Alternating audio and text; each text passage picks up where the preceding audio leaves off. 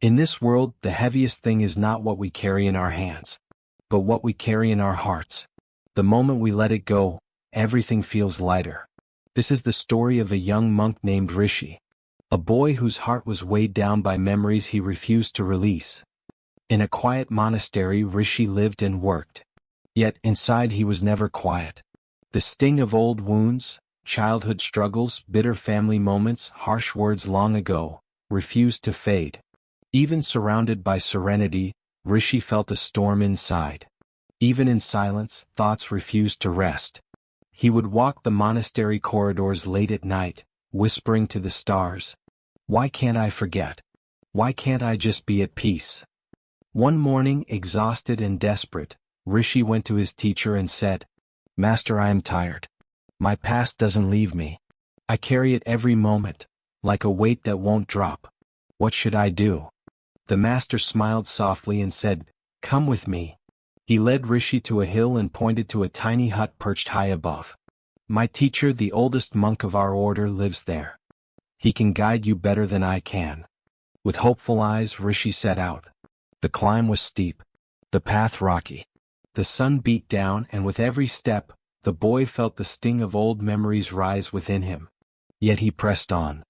At the top, an old monk sat in deep meditation. The boy sank to his knees. "Master," he said quietly, "I am haunted by memories I can't forget. Will I ever be free?"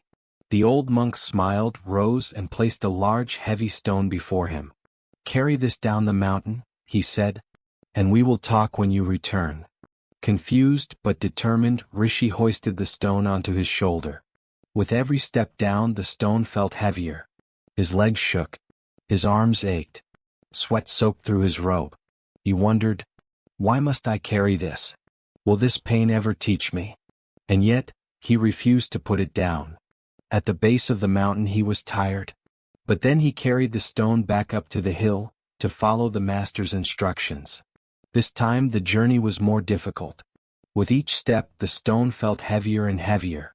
Reaching back to the master, exhausted and broken, Rishi found the old monk resting serenely. Gasping for breath, he said, "Master, why? Why must I carry this burden? It has made every step misery."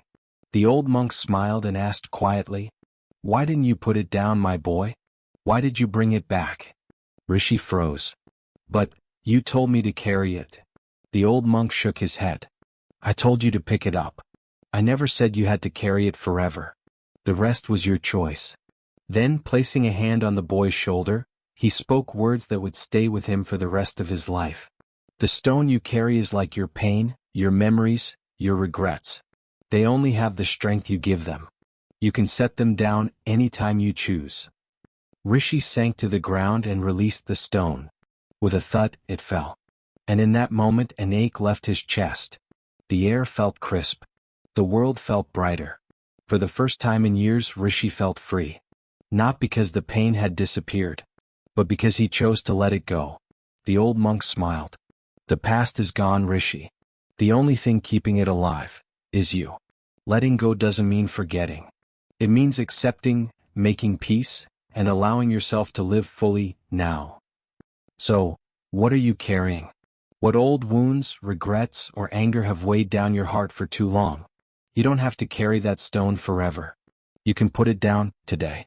The moment you release them, life becomes lighter, brighter, and more beautiful than ever before.